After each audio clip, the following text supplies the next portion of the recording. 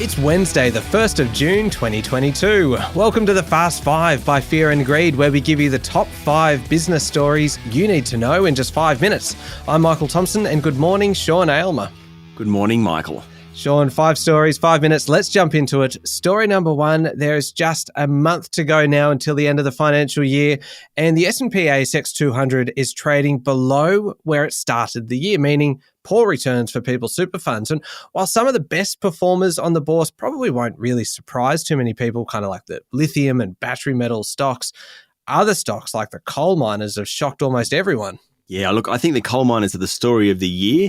Whitehaven Coal, Yancoal, New Hope Corporation, all these big coal companies, which at the end of last year, ahead of the COP summit in Glasgow, couldn't find a friend. They're among some of the best stocks over the past 12 months. Pretty amazing.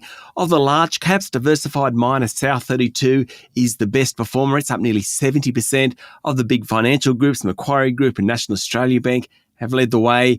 Both BHP and Commonwealth Bank are up about 5%. Coles is up about the same, but Woolies and Wesfarmers have really gone back. A little bit surprising, the tech sector, it's been sold off really hard this year, but it had a great year last year. And over the past 12 months, some of them have done really, really well. WiseTech Global and Computershare are examples of that. In the travel sector, Flight Centre's the standout. In the real estate investment trusts, it's Vicinity Centres.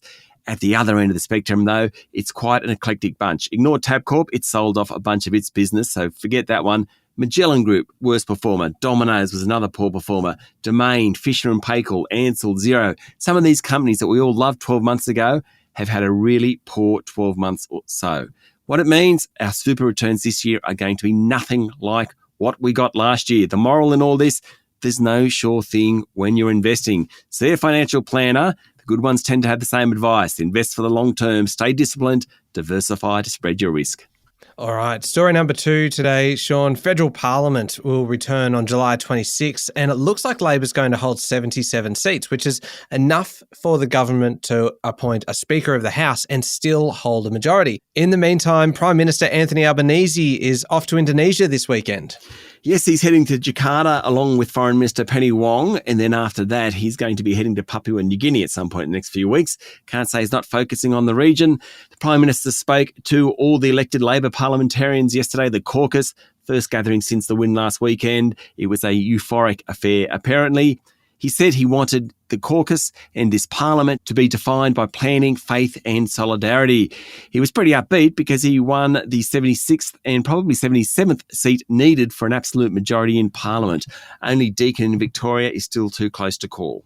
All right, on to story number 3. And we talked before about how poorly the equity market has done this year. Now the housing market is joining the party as well, with some cities recording price falls last month. That's right. Sydney house prices fell by 1% through May, the biggest monthly decline since January 2019.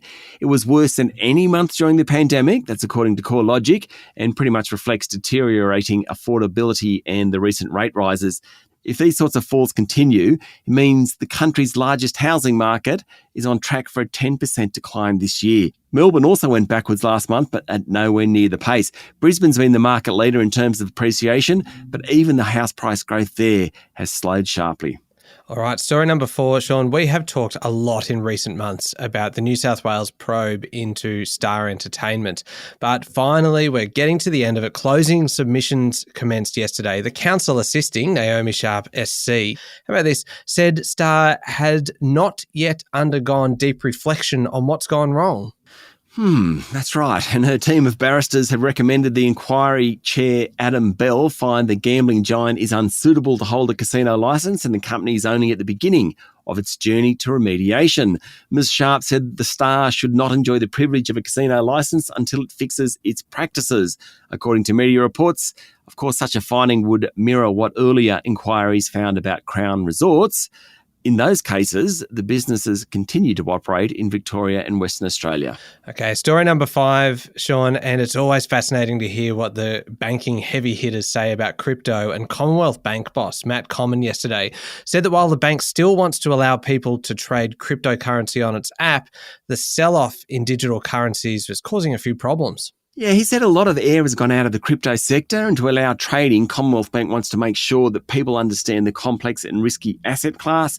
Mr. Common said there was still plenty of enthusiasm to trade digital currencies, especially among young men, but the sector had a long tail of rubbish. Clearly, he wants to make sure his customers know what they're investing in. And just before we leave this one, the head of retail banking at ANZ, Miley Carnegie, said she's happy her bank hasn't yet jumped into the buy now, pay later space. Of course, National Australia Bank and Commonwealth Bank have already done that. ANZ's debated the merits of buy now, pay later. But given the rising bad debts and investor anxiety, Ms. Carnegie is pretty happy they haven't done anything yet. She said it can be a great budgeting tool, but there's a bunch of customers who use it in a toxic kind of way. All right, there we go. The top 5 business stories in 5 minutes. Thank you, Sean. Thank you, Michael. It's Wednesday, the 1st of June, 2022. Remember to hit follow on the podcast. And if 5 minutes isn't enough for you, you can find our longer daily show called Fear and Greed wherever you listen to podcasts. I'm Michael Thompson, and that was the Fast 5 by Fear and Greed. Have a great day.